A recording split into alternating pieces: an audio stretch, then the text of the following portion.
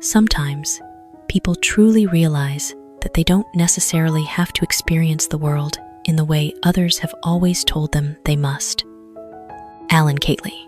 Occasionally, amid the gentle flow of everyday life, silent moments open like delicate cracks in the solid wall of perception, where a person suddenly awakens and realizes that the world they are gazing upon is not absolute truth, but merely a version tinted and taught by society to be believed. That is the moment the soul breaks free from its familiar orbit, like a young bird first discovering the vast, boundless sky.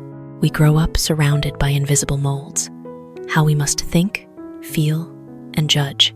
Those molds seep deep into the subconscious, shaping how we interpret reality and making us mistake them for the very essence of the universe, when in truth, they are only a thin, colored lens veiling our vision. When someone begins to doubt, not with loud rebellion, but with a quiet, gentle awakening, they touch the deepest core of spiritual freedom. They realize that fear, blind belief, or the limits once considered obvious were merely stories repeated long enough to become truth.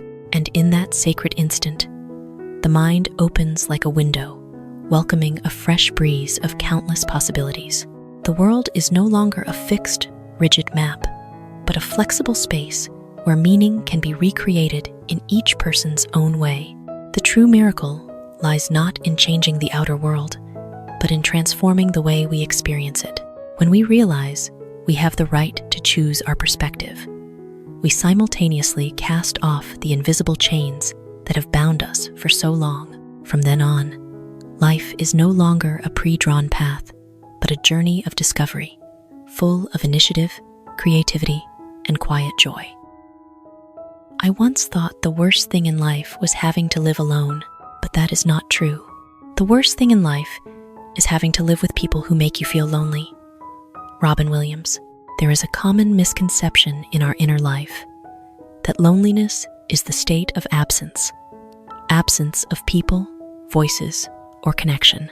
But the deepest loneliness does not arise from an outer void.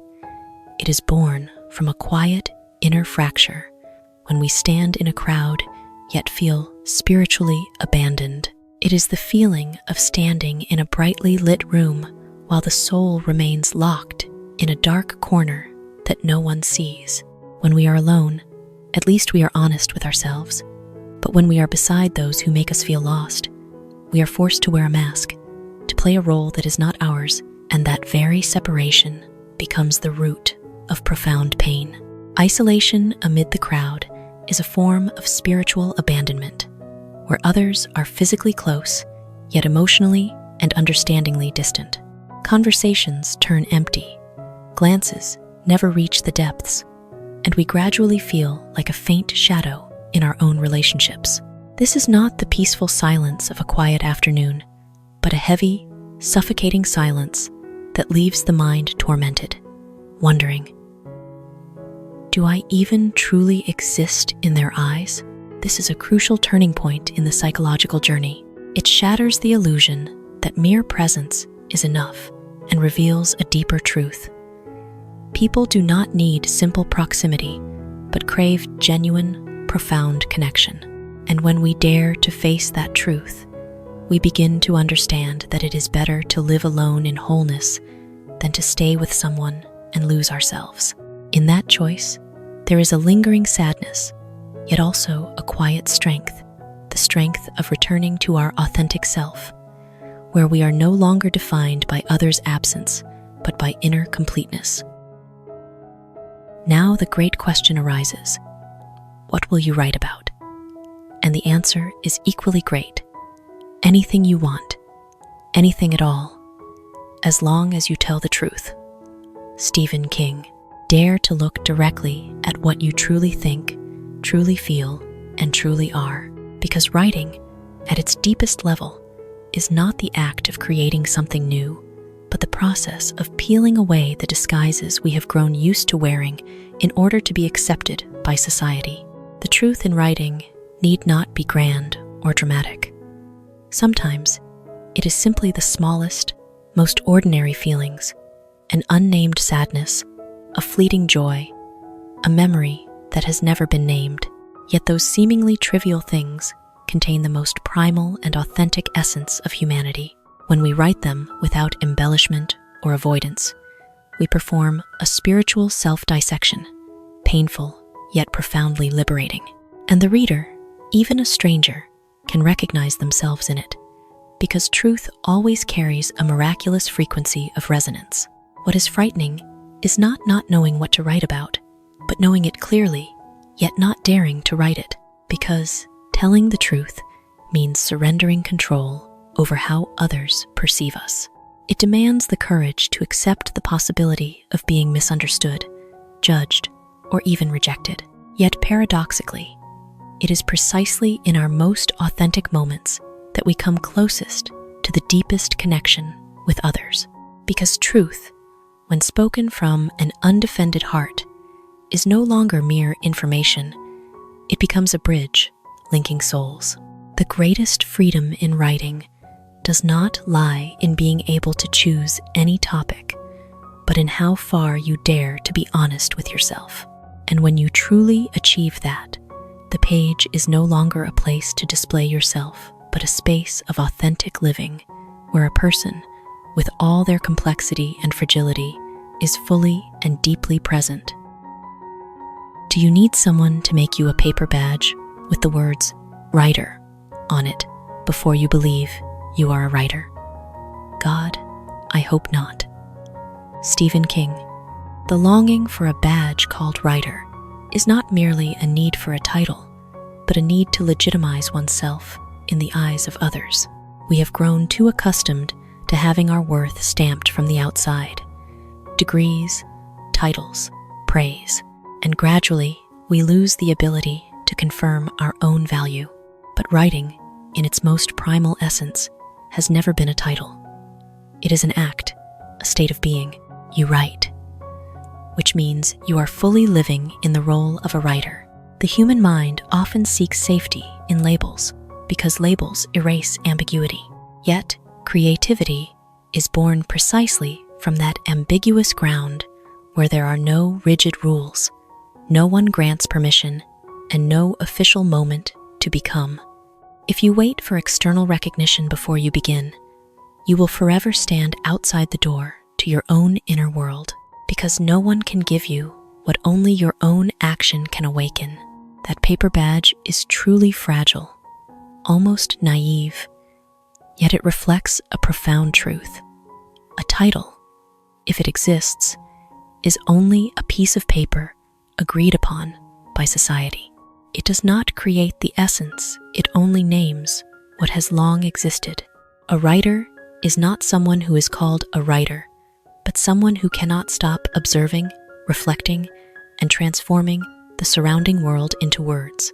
They write not to prove anything, but because that is how they understand and touch the heartbeat of life. When you realize that, a gentle yet steady energy surges. You no longer need permission to be yourself. You need no one to issue a card, no one to recognize you. You only need to sit down, face the page, and write with complete sincerity. In that moment, there is no grand ceremony, only a simple, beautiful truth. You are writing, and that is enough. Talent is God-given. Be humble. Fame is man-made. Be grateful. Arrogance is self-created. Be careful. Oprah. Talent, something we often take pride in, is in truth not entirely ours. It arrives like a precious gift, a potential bestowed upon us, of which we are merely the discoverer and nurturer. Humility is no longer a forced virtue, but a natural state of awareness. We are not the source of creation, but only the channel through which it flows. Like the keeper of a flame, who cannot claim credit for the fire they were merely entrusted to tend. Fame is different. It is the product of collective gaze, a mirror held up by society. It can shine brilliantly, yet is extremely fragile, for it exists only through the attention of others. When we understand that fame is not our essence, but only temporary recognition, gratitude replaces the illusion of ownership. We are thankful to be seen, but we do not lose ourselves in that glow. For if we live only to maintain an image, we gradually become the pale shadow of our own fame. As for arrogance, the most dangerous of all, it does not come from outside, but is nurtured by us from within. It is the product of a mistaken identification. When we believe talent is self-created and fame is proof of absolute worth. Arrogance is like a sweet glaze over the ego. At first, it makes us feel larger, but gradually, it distorts perception until we no longer see our own limits clearly. It does not destroy us immediately, but erodes us slowly from within, causing us to lose the ability to learn and connect authentically. Be humble so we do not forget our origin. Be grateful to maintain balance, and stay awake so we do not set traps for ourselves. In that state, people no longer need to strive to become great in a forced way. They simply live in their rightful place within the vast flow of the universe, where value does not come from surpassing others, but from continually growing in pure simplicity. You can have everything, just not all at once. Oprah.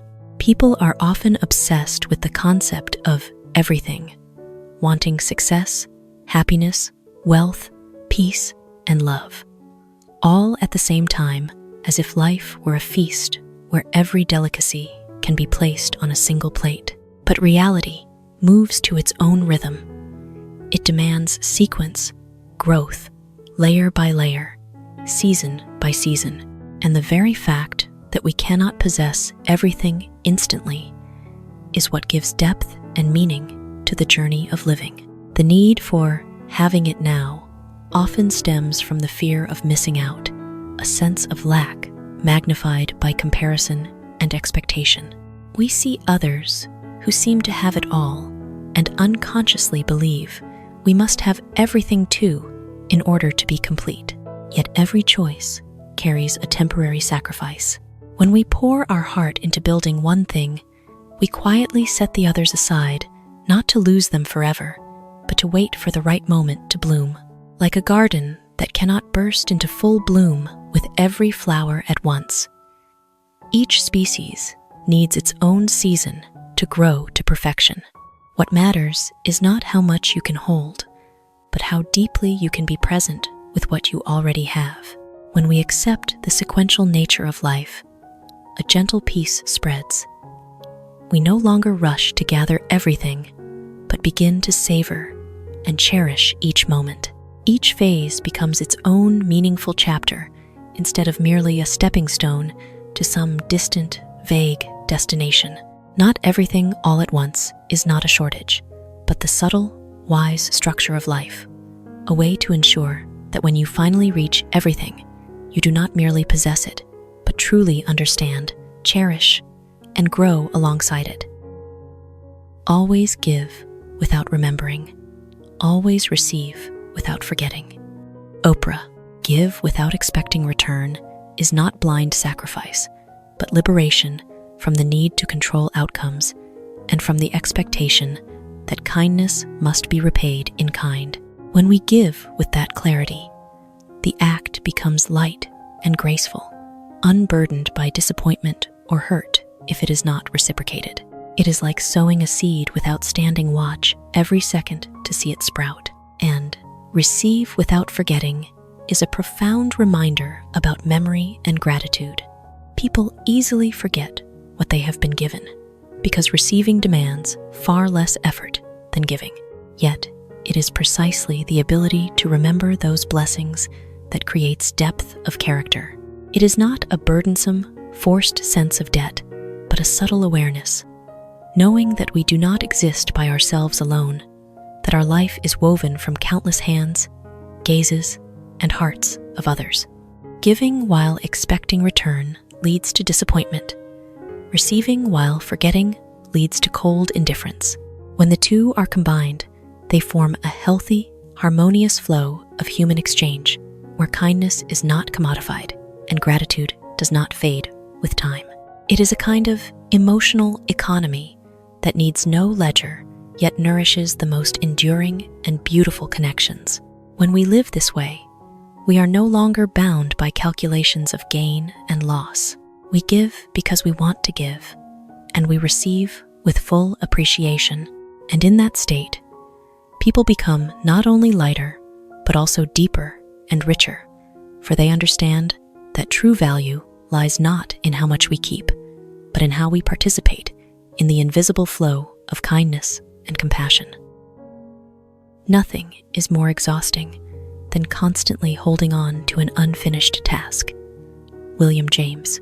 There is a kind of fatigue that does not come from heavy workloads, but from the prolonged suspension of things left undone. An unfinished task is like a door that is never closed. It is not loud, yet it always lingers at the edge of consciousness, quietly draining our life energy. The human mind is not designed to coexist with open loops. Every time we procrastinate, we do not truly escape the task, but carry it with us like an invisible burden. It creeps into moments of rest, diminishing the quality of relaxation so that we neither work fully nor rest fully. This phenomenon is like dragging a heavy object by a long rope. No matter the distance, the tension remains constant. Each time we remember, I still haven't finished, a portion of energy is spent on self-reminder, on the nagging feeling, on the unrelieved pressure. And the irony is that this very fatigue makes us procrastinate even more, creating a vicious cycle that is hard to break. Completing something is not only ending an action, but freeing a precious space in the mind. When a task is closed, it is like a breath fully exhaled, light, decisive, and serene. We no longer have to keep it in our head, no longer have to share our attention with the ghost of that work. And it is in that release that energy returns, clear, abundant, and more focused than ever. What exhausts us is not the doing, but the not daring to finish. When we learn to face and complete things, even the smallest parts, we not only move forward in our work, but also reclaim control over our own life, step by step. I don't care what you do for a living. I want to know what you long for, and whether you have the courage to dream of meeting the person your heart desires. Oprah, what do you do for a living, is merely a convenient label. It speaks of how you exist within the social system, but reveals nothing about how you live inside your own soul. What do you long for when no one is watching? And do you have the courage to pursue the image your heart quietly paints? That question is not for cold calculating reason, but for the most primal part of your being, where dreams have not yet been censored by fear of failure or the judgment of the world. Longing is not always clear and defined. Sometimes it is only a vague feeling that I could become a different, better version of myself. Yet, that very vagueness is the sign of untapped possibilities.